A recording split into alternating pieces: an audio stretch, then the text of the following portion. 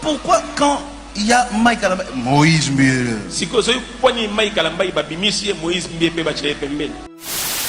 Ailleurs, on nous regarde, on dit Moïse Mbele, tu es notre bénédiction. Ici, on nous regarde, on dit Guégué.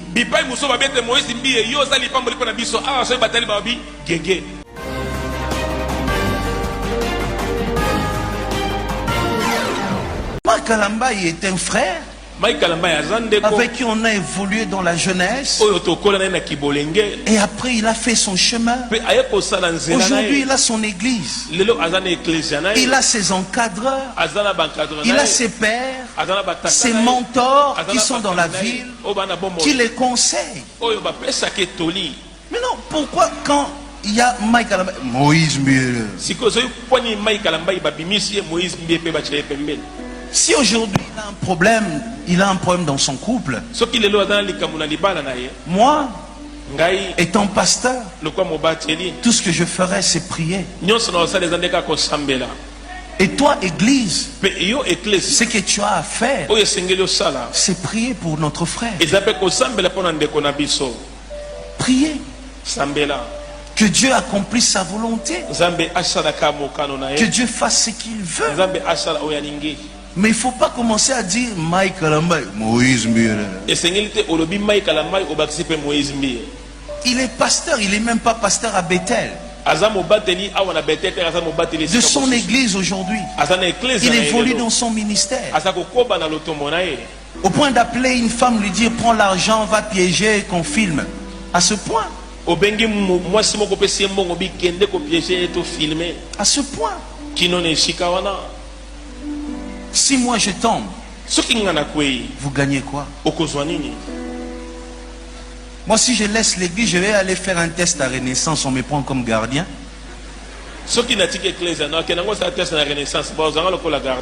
Non, mon vieux ne va pas me refuser. Mais toi, ton avenir, comment tu seras maudit? Changez. Changez aujourd'hui. Pendant que je parle encore, pendant que vous remplissez cette église, et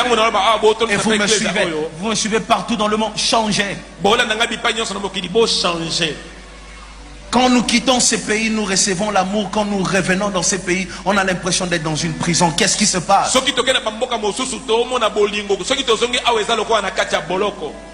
Ailleurs, on nous regarde, on dit Moïse Mbele, tu es notre bénédiction. Ici, on nous regarde, on dit Guégué.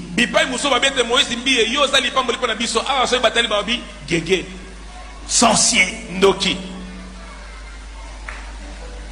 C'est tout ce qu'on a vu chez nous. Quand le Congolais m'a regardé, il a vu un féticheur. Quand un Ivoirien m'a regardé, il a vu une bénédiction.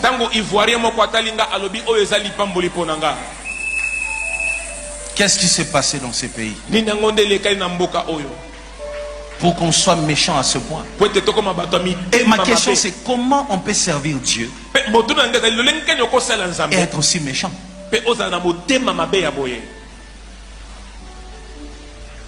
Je vais te donner un secret. Si tu veux détruire Yamomo, j'avais pensé au mariage avant, plusieurs là qui sont en train de faire du bruit. Vous voyez ça?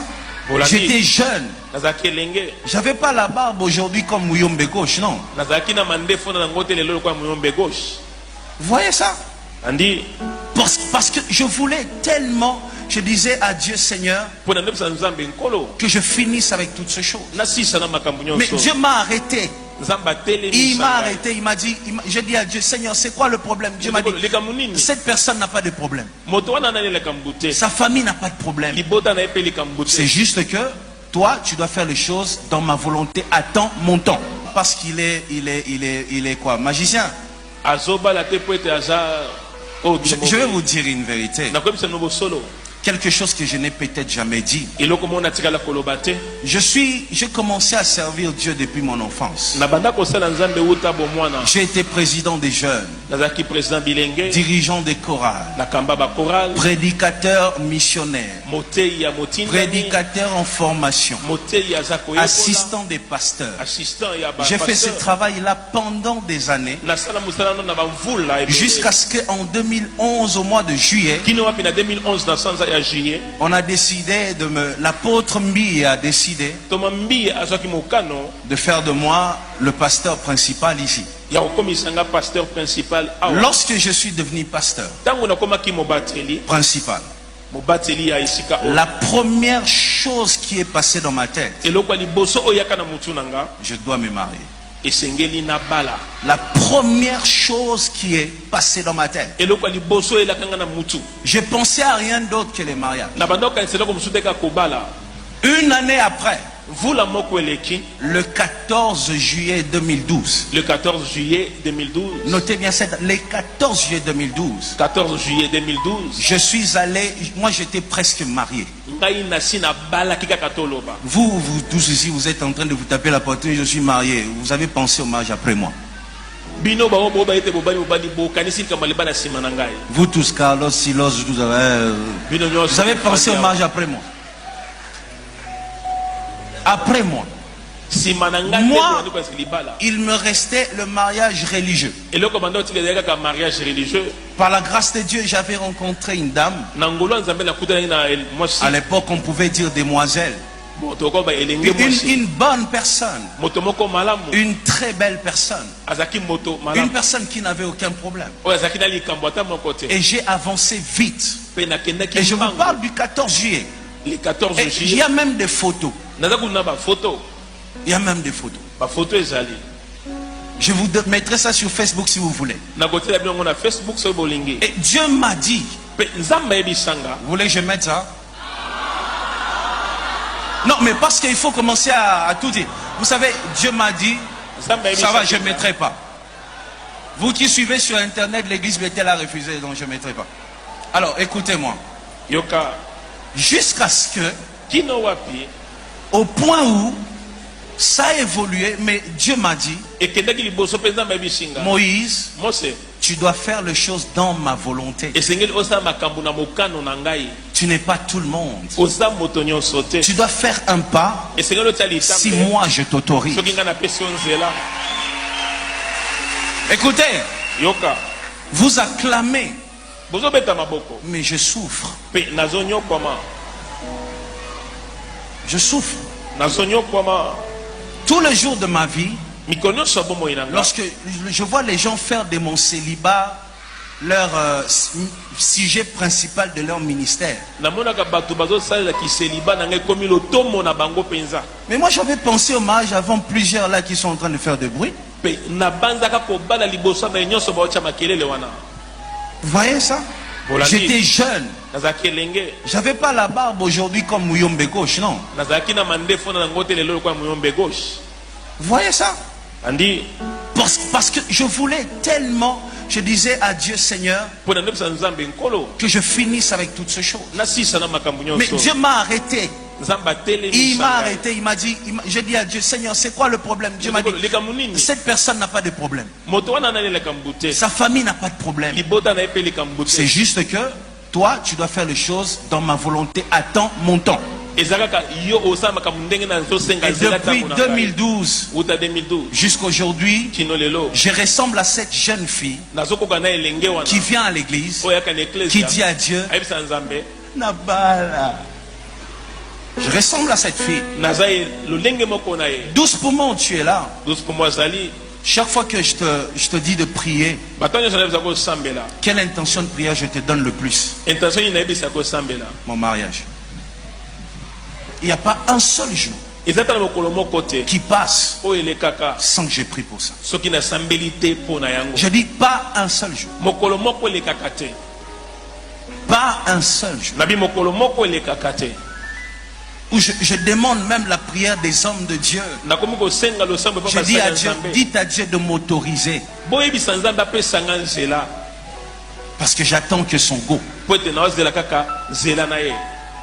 Et quand je voyais des gens faire des séminaires autour de mon mariage, je disais dans mon cœur, mais pourquoi vous péchez?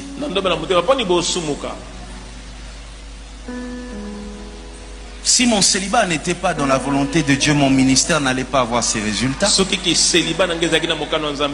Après, il y en a qui disent, Moïse Mbi a fait ça pour remplir son église des femmes. Vous connaissez les pasteurs célibataires, ils sont nombreux, leurs églises sont remplies.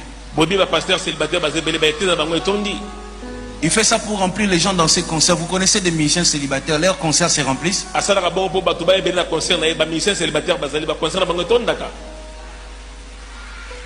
Si c'était les célibats qui remplissent l'église, tous les pasteurs devraient avoir des foules.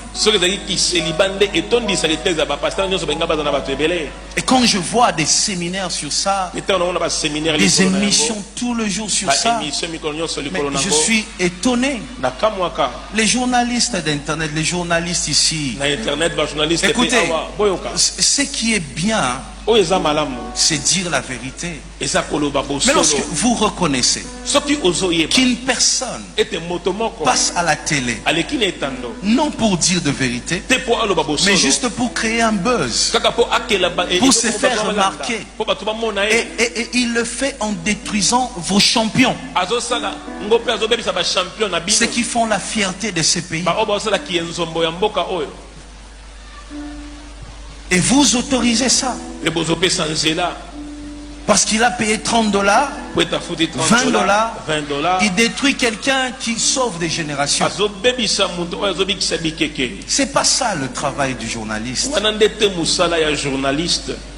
Pourquoi on peut se servir de vous pour détruire le Congo? Ça n'a aucun sens. Changez ces choses. Aimez vos frères congolais. Écoutez, en ce moment, on n'a pas beaucoup de pasteurs, on n'a pas beaucoup de leaders qui font la fierté de ces pays jusqu'à l'extérieur. Le peu que nous avons, aimons-le. L'amour est parti où? L'amour est parti où? Au point d'appeler une femme, lui dire prends l'argent, va piéger, qu'on filme. À ce point. À ce point. Si moi je tombe, vous gagnez quoi? Moi, si je laisse l'église, je vais aller faire un test à Renaissance, on me prend comme gardien.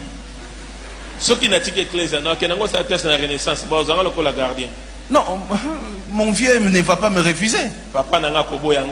Mais toi, ton avenir, comment tu seras maudit? Comment tu vas tout rater?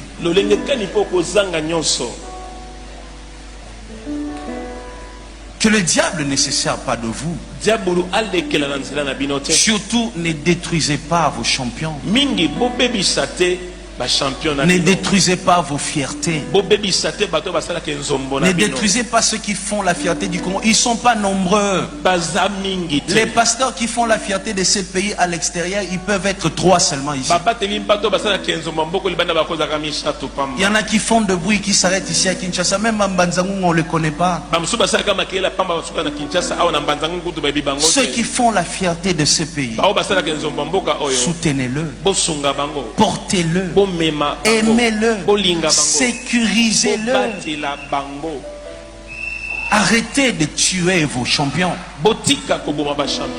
Arrêtez ça. Arrêtez. Après, je vois, il y a une chose aussi, j'aimerais dire, parce qu'aujourd'hui je dois dire toutes les vérités. Je vois chaque fois qu'on écrit le nom de Mike Kalambai, à côté je vois et Moïse alors, et Moïse alors.